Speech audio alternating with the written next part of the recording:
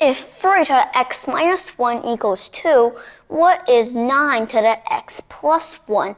Now, first, the obvious thing to do on most things where we have a variable is find the variable, substitute in for what we want to find. But, I mean, just look at this only little itty bitty bit of information that we're given. 3 to the x minus 1 equals 2.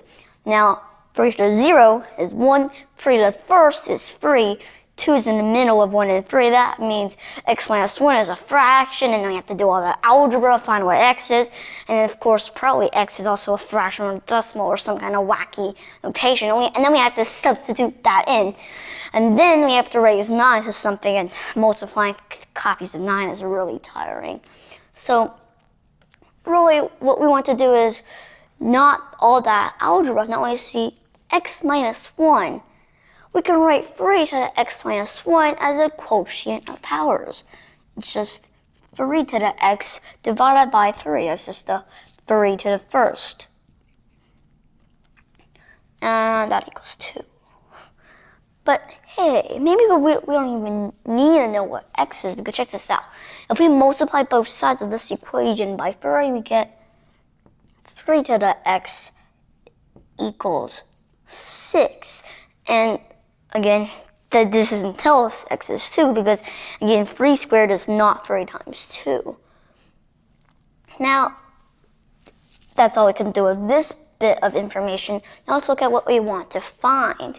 Well, x plus 1, this time we can write 9 to the x plus 1 as a product of quotients.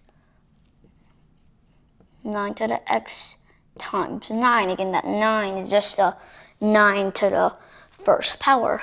And 9 to the x, 3 to the x. We can just write 9 to the x as a power of 3 to the x. We can go ahead, write that x a little fashionable.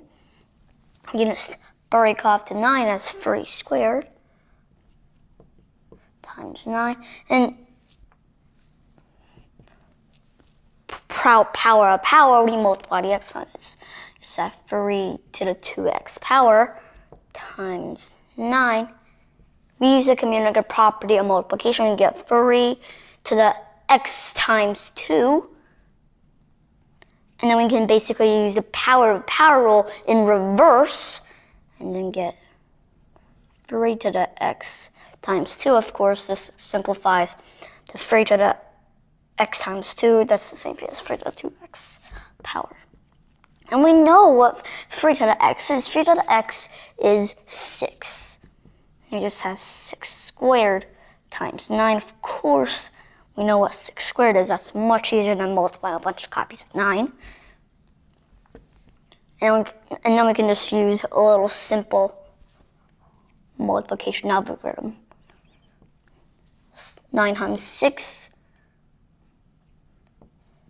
is 54. 3 times 9 is 27. Add on 5, you get 32. And our final answer is just 324. And we did all that without even knowing what x is.